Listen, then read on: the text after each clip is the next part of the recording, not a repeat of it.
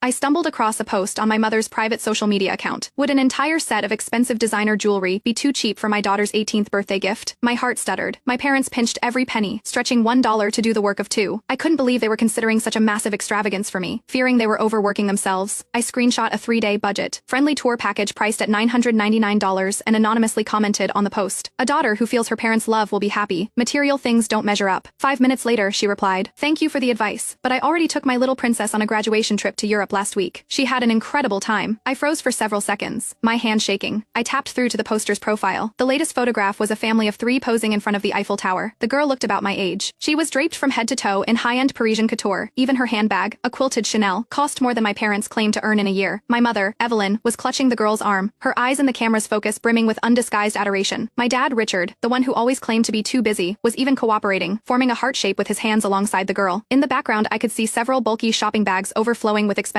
logos. My fingertips went cold. I scrolled back to the reply. "I already took my little princess on a graduation trip to Europe last week." Following that was a new comment from the poster. "But I still want to give her another surprise, so I've decided to book the penthouse ballroom for her birthday party and invite all her friends. I can't wait to see her face light up." The accompanying photo was a staging shot of a banquet hall, crystal chandeliers, a towering floral wall, a professional event planning team. The location tag read, "The Grand Continental, downtown." It was the most luxurious venue in our city. The rental fee for one night was enough to cover my family's living expenses for 3 years. The last time I brought up my 18th birthday, I remember my mother taking my hand, tears welling up as she pleaded, "Sasha, your father's company isn't doing well this year, and my position is facing layoffs. Can we just have a small cake at home for your birthday? When our situation improves, I promise I will make it up to you." At the time, I hugged her tightly, my heart aching for her. "Mom, I don't care about all that. As long as we're all safe and healthy, that's all that matters." Thinking about it now, the latter she promised was likely a promise meant for another daughter. The truth hit me too hard, too fast. I slumped back in my chair at my old beat-up desk, gazing blankly around the room. My bedroom was no more than 10 square feet, the paint peeling slightly at the edges. My desk was a relic from elementary school, its corners worn smooth and white. The most expensive item in my closet was a t-shirt that cost less than $50. "We're a regular family," my mother always told me. "We can't compare ourselves to your classmates." But now I knew. It wasn't the family that was ordinary. It was only me. Me father leaves before dawn and returns after dark. My mother, aside from her job, is constantly doing housework. Where did they find the time to travel with another girl? Where did they get the money for a Europe trip and a lavish party? I pulled out Evelyn's number, my thumb hovering over the dial button. It rang 7 or 8 times before she answered. "Hello, Sasha. What is it?" "Mom's busy right now." Her voice was rushed, and I could faintly hear the sharp, insistent notes of a piano in the background. My throat tightened. "Mom, where are you?" I am at the grocery store, buying some food." "What is wrong? Are you short on cash? I'll Venmo you $20 later." "Why aren't you saying anything? Are you feeling sick?" I fought to keep the tremor out of my voice. "I need you to come home now." There was a silence on the other end. "Sasha, don't be so dramatic. I am tied up right now. We can talk tonight. I want you here now." I practically screamed. Then, I softened my tone immediately, letting a sob catch in my throat. "Mom, my head is throbbing. I think I have a fever." It was the first time I had ever